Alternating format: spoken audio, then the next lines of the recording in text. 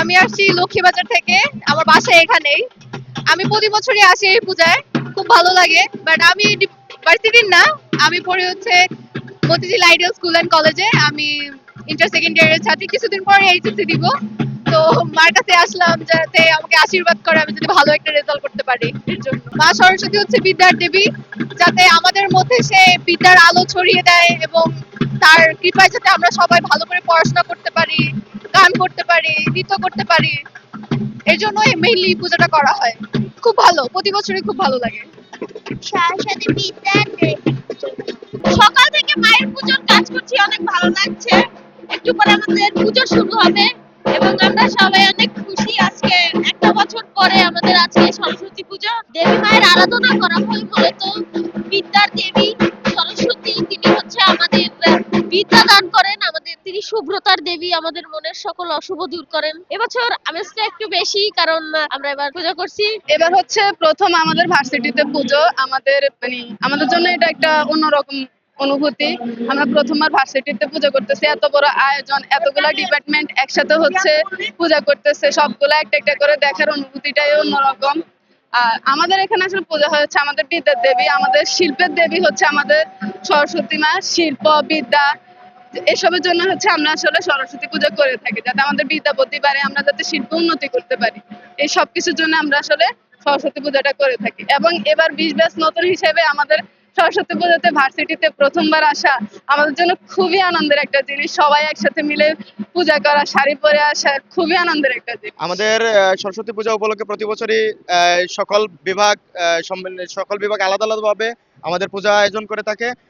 প্রতি বছরের ন্যায় এবছরও আমাদের 37টা বিভাগ, ইনস্টিটিউট এবং হল মিলিয়ে টোটাল 37টি পূজা উদযাপন হচ্ছে। আর আমরা গণিত বিভাগের পক্ষ থেকেও একটি আলাদাভাবে পূজা করতেছি। এবছর আমাদের থিম হলো মূলত কুড়েঘরকে কেন্দ্র করে, গ্রামীণ পূজা যেরকম হয় কুড়েঘরকে কেন্দ্র করে আমরা পূজা করছি এবং কুড়েঘরের একটা থিম নিয়ে আসছি।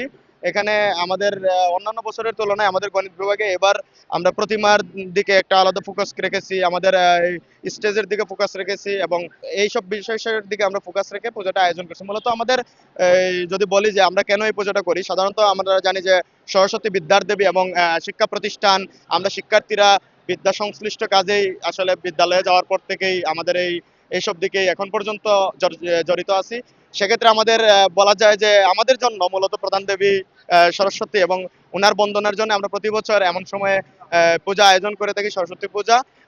এই নিয়ে আমাদের ক্যাম্পাস প্রতি বছরের ন্যায় এবছর জাঁকজমকপূর্ণভাবে আয়োজন করতেছে। বিশ্ববিদ্যালয়ের পক্ষ থেকে আমাদের সার্বিকভাবে সহযোগিতা করা হয়েছে। আর আমাদের পূজা কমিটির সভাপতি আছেন, সাধারণ সম্পাদক আছেন, ওনারাও বিশ্ববিদ্যালয়ের প্রদত্ত বাজেটের একটা অংশ প্রত্যেক বিভাগকে বুঝিয়ে দিয়েছেন। বছর পূজার আমেজ যে আলাদাভাবে বিশাল কিছু এমন না।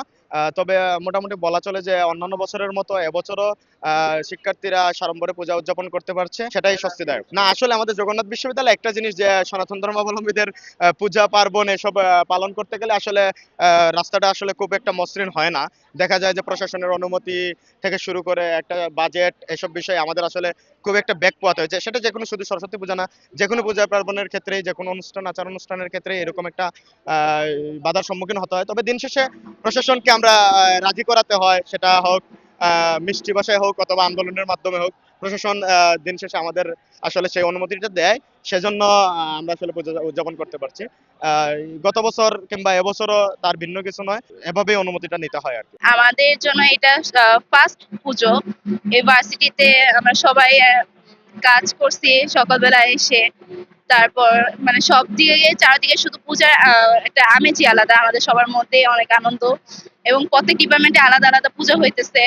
তো এটার জন্য আমরা অনেক খুশি। আমাদের অনেক বড় ভাই দিদিরা সবাই মিলে আমরা সবাই আর কি এই জিনিসটা আয়োজন করছি, পূজাটা।